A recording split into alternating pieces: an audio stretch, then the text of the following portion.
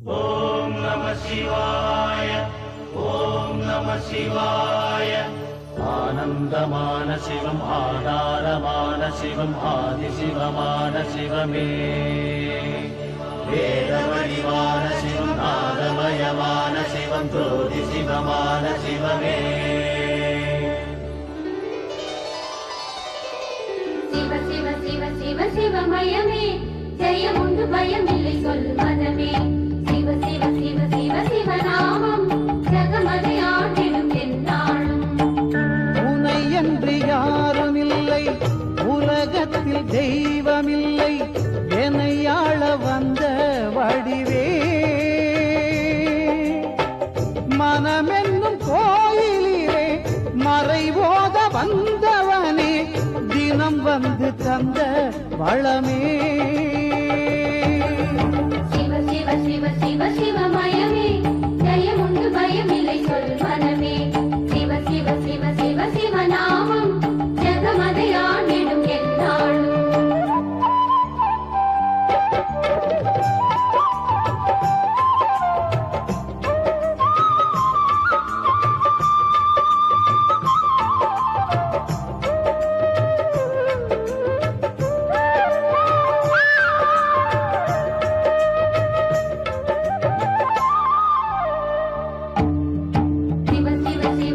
சிவமயமே, ஜெயமுண்டு பயமில்லை சொல் மனமே. சிவ சிவ சிவ சிவ சிவநாமம், ஜகமதை ஆண்டிடும் எந்நாளும். உயிராகி பயிராகி ஊனாகி உணர்வாகி ஒளியாகி நின்ற திருவே. கனலாகி புனலாகி காற்றாகி நிலமாகி வானாகி தோன்றும் உருவே. சிவ சிவ சிவ சிவ சிவமயமே, ஜெயமுண்டு பயமில்லை சொல் மனமே. சிவ சிவ சிவ சிவ சிவநாமம், ஜகமதை ஆண்டிடும் எந்நாளும். கருவின்றி உருவேது, உருவின்றி திருவேது, திருவின்றி அருள் இல்லையே. அவனன்றி அசையாது, அறனன்றி அசைவேது, சிவனன்றி அன்பு இல்லையே. அன்பே சிவம், அழகே சிவம், அறிவே சிவம். சிவ சிவ சிவ சிவ சிவமயமே, ஜெயமுண்டு பயமில்லை சொல்வதமே. சிவ சிவ சிவ சிவ சிவநாமம், ஜகமதை ஆண்டிடும் எந்நாளும். சிவ சிவ சிவ சிவ சிவமயமே, ஜெயமுண்டு பயமில்லை சொல் மனமே. சிவ சிவ சிவ சிவ சிவநாமம், ஜகமதை ஆண்டிடும் எந்நாளும்.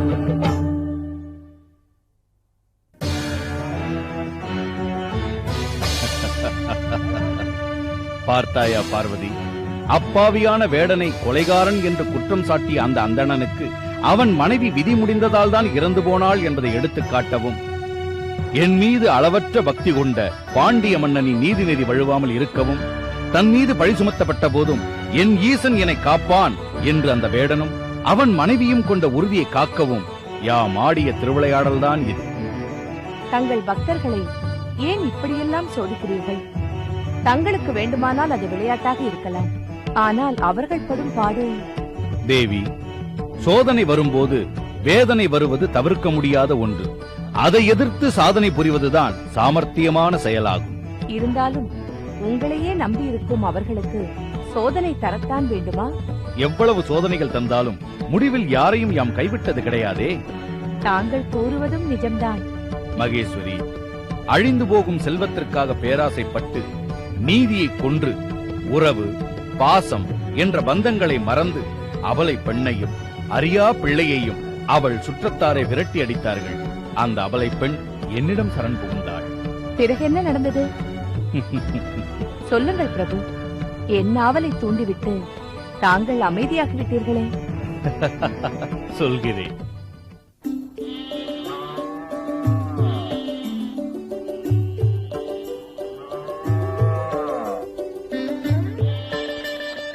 வணிகர் குலத்தின் பெருமையை வானலாம உயர்த்திய தனபதியார், பாண்டிய மன்னரால் பாராட்டப்பட்ட தனபதியார்,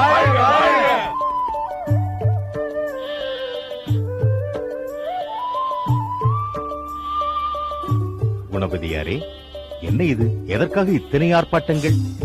அகிலாண்ட கோடி பிரம்மாண்ட நாயகியான ஆதி பராசக்தி அன்னை மீனாட்சியாகவும், வெள்ளியங்கிரியில் விண்ணவர் போற்ற வீற்றிருக்கும் பெருமான் வெள்ளியம்பல கூத்தசைத்து சுந்தரேஸ்வரராகவும் ஆட்சி புரிந்த அந்த அரியணையில் இன்று பாண்டிய நாட்டை ஆண்டு கொண்டிருக்கும் அந்த சிவபாத சேகர மன்னர் தமது கரத்தால் பரிசளித்து தங்களை பாராட்டினார் என்றால் அது அவ்வளவு எளிதான காரியமா?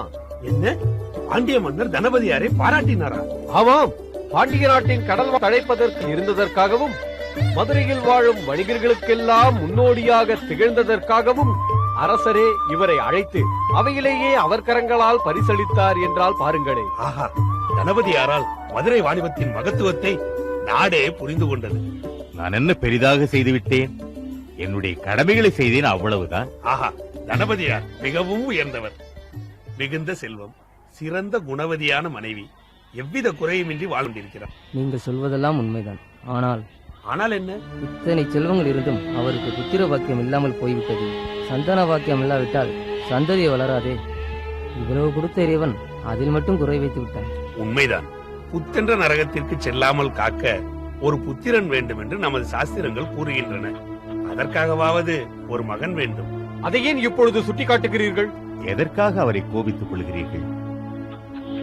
பிள்ளை பேறு இல்லையே என்ற குறை எனக்கு இல்லை என்றா நினைக்கிறேன்? இல்லாத ஒன்றை நினைத்து இருக்கும் நிம்மதியை ஏன் இழக்க வேண்டும்? பிள்ளை பேறு இல்லாதவர்கள் என்ன செய்ய முடியும்?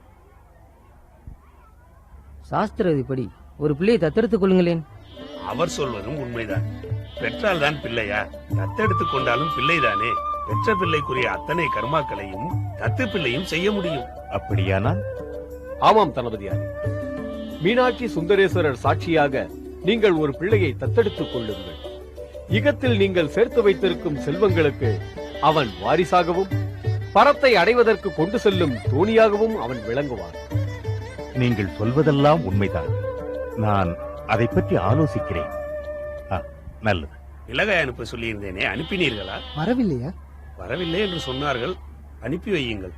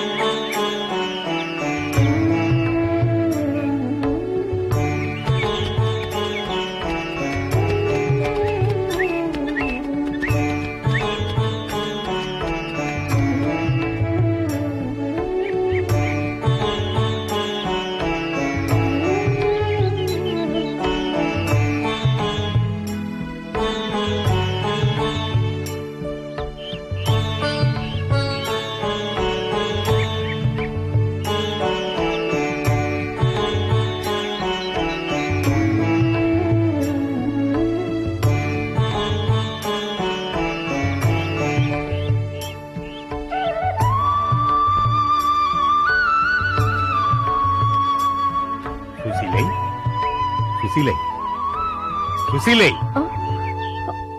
தாங்களா? இந்த நேரத்தில் தாங்கள் வீட்டிற்கு வந்திருப்பதை பார்த்தால் எனக்கு வியப்பாக இருக்கிறது. நீ இங்கு இப்படி நிற்பதை பார்த்தால் எனக்கு வேதனையாக இருக்கிறது. அது சுசிலை, நீ எதுவும் சொல்ல வேண்டாம். தாயாக முடியவில்லையே என்ற உனது ஏக்கம் நாம் அந்த பசுவாகவாவது பிறந்திருக்க கூடாதா என சிந்திக்க வைக்கிறது, இல்லையா? இல்லை பிரபு, நேற்று காலை ஒருத்தி பாடிய நாட்டுப்பாடல் எனக்குள்ளே ஏக்கம் என்ற தீயை மூட்டிவிட்டது. என்ன பாட்டது? வாசலிலே கோலம் போட்டேன், வந்து கலைக்க பிள்ளை இல்லையே. கிண்ணியில் சோறு போட்டேன், அள்ளி தின்ன பிள்ளை இல்லையே. இனி இது போன்ற பாடல்களை கேட்டு நீ ஏக்கம் கொள்ள தேவையில்லை. குழந்தை பாக்கியம் நமக்கில்லையே என்று வேதனைப்பட வேண்டிய அவசியமும் இல்லை. ஆம் சுசீலை, நாம் ஒரு பிள்ளையை தத்தெடுத்துக் கொள்ளலாம் என தீர்மானித்திருக்கிறேன். என்ன ஸ்வீகாரமா?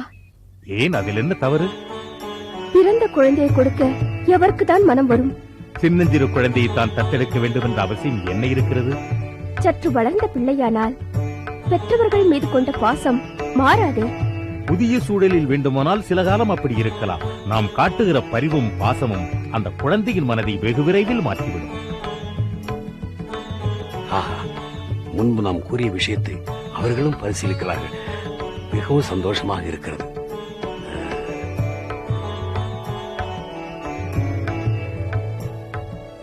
என்ன யோசிக்கிறாய்? இதில் உனக்கு விருப்பமில்லை என்றால் இந்த பேச்சை நான் இதோடு முடித்துக் கொள்கிறேன். அப்படியெல்லாம் ஒன்றுமில்லை. இருந்தாலும் ஏதோ ஒரு குழப்பம். நீங்கள் இருவரும் பேசிக் கொண்டிருப்பதை கேட்டுக்கொண்டுதான் வந்தேன். அதை பற்றி நான் ஒரு வார்த்தை சொல்லலாமா? என்னமாடா இப்படி கேட்கிறாய்? நீ எனது தந்தையார் காலத்திலிருந்து இங்கு ஊழியம் செய்து கொண்டிருக்கிறாய். நாங்கள் உன்னை ஒரு வேலைக்காரனாக நினைக்கவில்லை, எங்களில் ஒருவனாகத்தான் நினைத்துக் கொண்டிருக்கிறோம். சொல்ல வேண்டியதை தாராளமாக சொல்லலாம். ஐயா, யாரோ ஒரு வீட்டு குழந்தையை கொண்டு வந்து வளர்த்தால் தானே ஒட்டில்லாமல் உறவில்லாமல் விலகி இருக்கும். உங்கள் உறவு முறையிலேயே ஒரு குழந்தையை தத்தெடுத்துக் கொண்டால்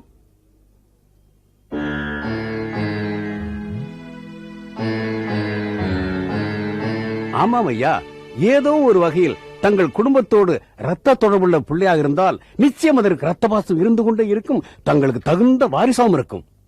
நீ என்ன நினைக்கிறாய் சுசீலை? மாடன் அதிகமாக பேச மாட்டான். பேசினால் பொருளுள்ளதாக இருக்கும். அப்படி என்றால் தகுதியுள்ள பிள்ளையை தாங்களே தேர்ந்தெடுங்கள். அது போதும் சுசீலை. இனி ஆக வேண்டியதை நான் பார்த்துக் கொள்கிறேன்.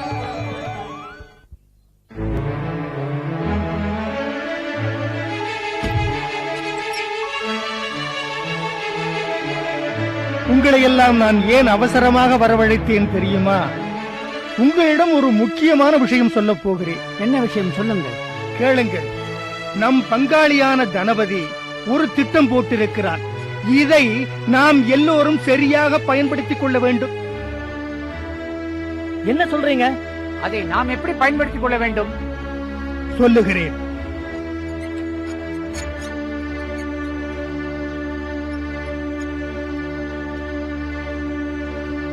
ஆனால் ஒன்று, அதை கேட்ட பிறகு உங்களில் ஒருவருக்கொருவர் போட்டு போட்டுக் கொண்டு பிரிந்து விடக்கூடாது.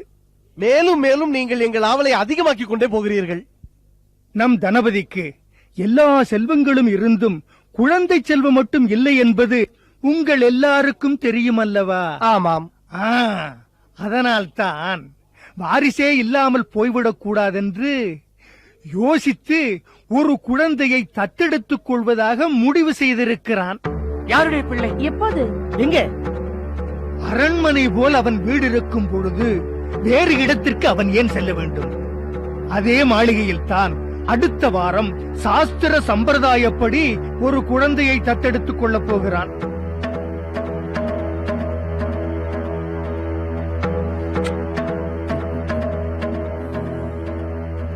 யாருடைய பிள்ளையை என்று இன்னும் நீங்கள் சரியாக கூறவில்லையே. அதை அவனே இன்னும் தீர்மானிக்கவில்லை.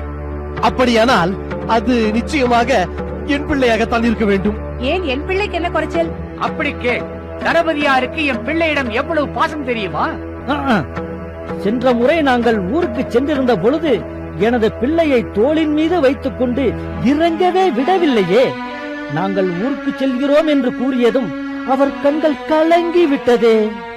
அப்பப்பா, தன் பிள்ளையை அடுத்தவர்களுக்கு கொடுக்க ஏன் தான் இப்படி அலைகிறார்களோ?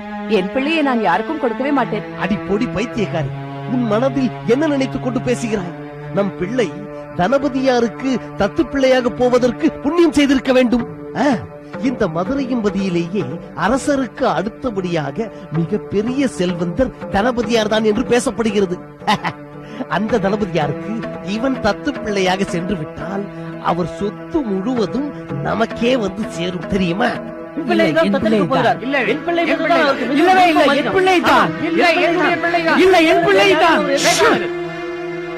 இதற்குத்தான் முன்பே சொன்னேன்.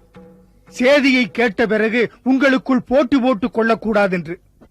அவன் யாரை தத்தெடுத்துக் கொள்வதென்று தீர்மானமே செய்யவில்லை. அதற்குள் உங்களுக்குள் சண்டை போட்டுக் கொண்டால் எப்படி? சரி, எல்லோரும் அவரவர்கள் குழந்தையை அழைத்துக் கொண்டு அவன் சொல்லும் இடத்துக்கு வாருங்கள். அவன் யாரை தத்தெடுத்துக் கொள்வதாக முடிவு செய்கிறானோ அதை நாமெல்லாம் ஏகமனதாக ஏற்றுக்கொள்ள வேண்டும்.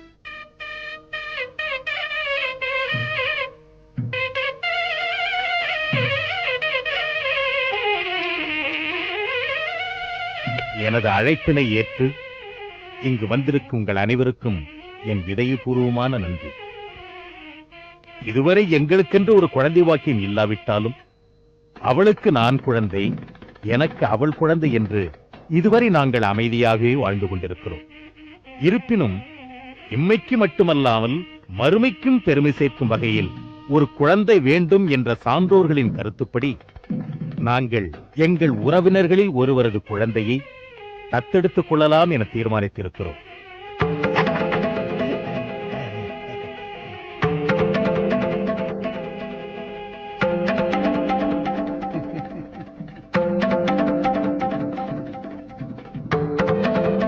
உங்கள் அனைவரது ஆசையுடன் ஒரு பிள்ளையை சாஸ்திர விதிப்படி தத்தெடுத்துக் கொள்கிறேன்.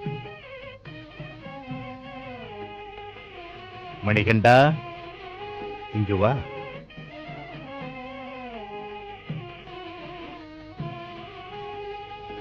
இதோ இவன்தான் என் உடன் பிறந்த சகோதரியான திலகவதி பெற்றெடுத்த ஒரே மகன்.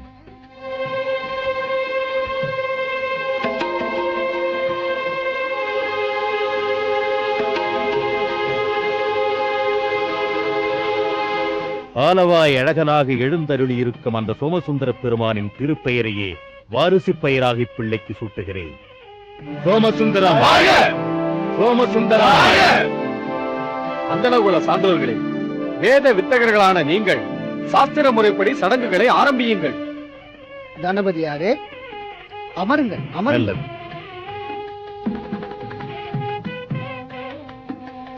உங்கள் உறவினர்களில் வயது முதிர்ந்த பெரியோர் ஒருவரை சாட்சியாக வைத்து இந்த குழந்தையை நீங்கள் தத்தெடுத்துக் கொள்ளுங்கள்.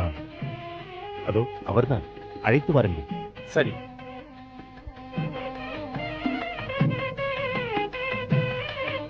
இதை பாருங்க, இதற்கெல்லாம் நீங்கள் போகக்கூடாது.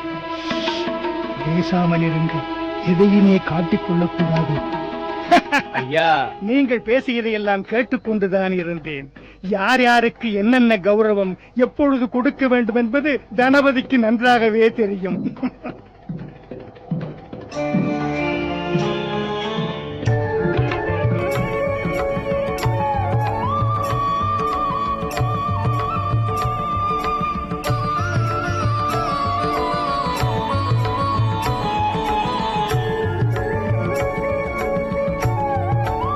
குழந்தையின் கையை பிடித்து கொடும்மா.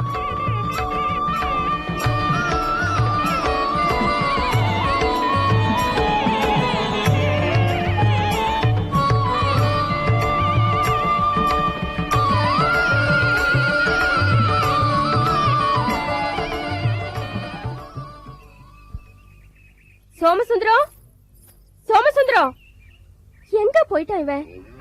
நீ தன்றா இரண்டு நீ தான்றா. பாவண்டா, நான் தாண்ட முடியல. இருடா, நான் தாண்டி விடுகிறேன். இரண்டு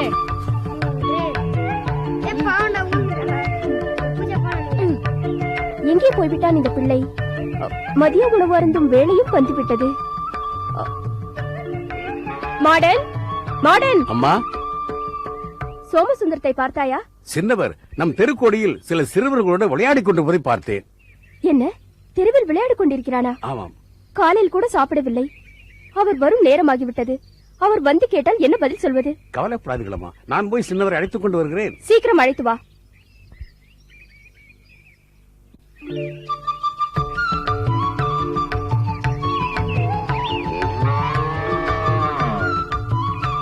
சின்னையா, சின்னையா, என்ன மாடன்?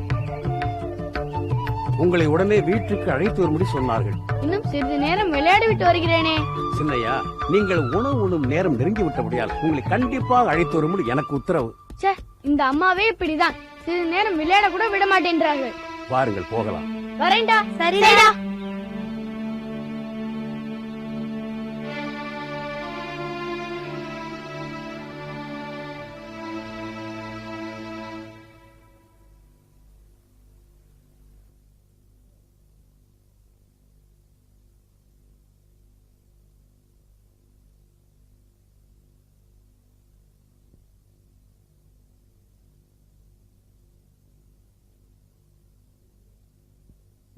அம்மா.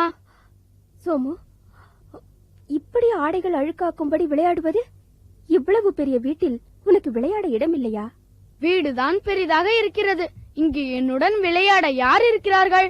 அதற்காக இப்படி வெயிலில் விளையாடினால் உடம்புக்கு என்னாகும் தெரியுமா? நான் இங்கு வருவதற்கு முன் பழைய வீட்டின் நண்பர்களுடன் விளையாடினால் என் அம்மா ஒன்றுமே சொல்ல மாட்டார்கள். ஆனால் நீங்கள் நான் விளையாட போகக்கூடாது என்று கண்டிக்கிறீர்கள். நான் உங்கள் பிள்ளை இல்லையா? என்ன வார்த்தை சொல்லிவிட்டாய்? நானும் உன் அம்மா தானே. சும்மா சொல்கிறீர்கள். என்ன இருந்தாலும் என் பழைய அம்மாவை போல் என்னிடம் நீங்கள் நடந்து கொள்வதில்லை. சின்ன சின்ன காரியங்களுக்கு எல்லாம் குறை சொல்கிறீர்கள். சரி, இனிமேல் உன்னை ஒன்றும் சொல்ல மாட்டேன். போய் கை கால்களை அலம்பிக் கொண்டு வா, உனக்கு உணவு ஊட்டுகிறேன். சரிம்மா. வா.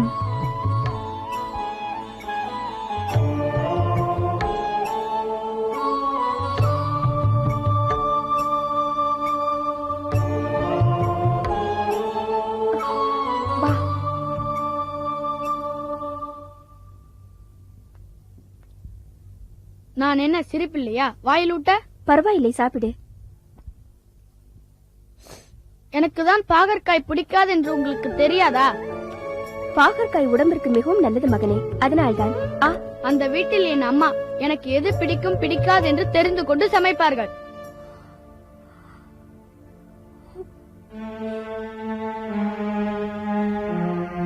சோமசுந்தரம், அம்மாவிடம் இப்படியெல்லாம் பேசலாமா? என்னை வெளியே போகக்கூடாது, விளையாடக்கூடாது என்று சொல்கிறார்கள். எனக்கு பிடிக்காத உணவை சமைக்கிறார்கள் அப்பா. வெயிலில் சென்று விளையாடினால் உன் உடலுக்கு தானே கேடு வரும். அதனால் தான் அம்மா அப்படி சொல்லி இருக்கிறார்கள். இங்கு விளையாடுவதற்கு என்ன இருக்குது அப்பா? சரி, உனக்கு நான் நிறைய பொம்மைகளை வாங்கி தருகிறேன். நீ தனியாகவே விளையாடலாம். அப்படியா? அது மட்டுமல்ல, உங்க அம்மா இனி உனக்கு பிடித்த பலகாரங்களையே செய்து தருவாள். போதுமா? சரிங்கப்பா, நான் விளையாடி விட்டு வருகிறேன். சோமசுந்தரம், சாப்பிட்டு விட்டு செல்லப்பா. எனக்கு வேண்டாம் அம்மா. சுசீலை, இப்போது எதற்காக நீ கலங்குகிறாய்?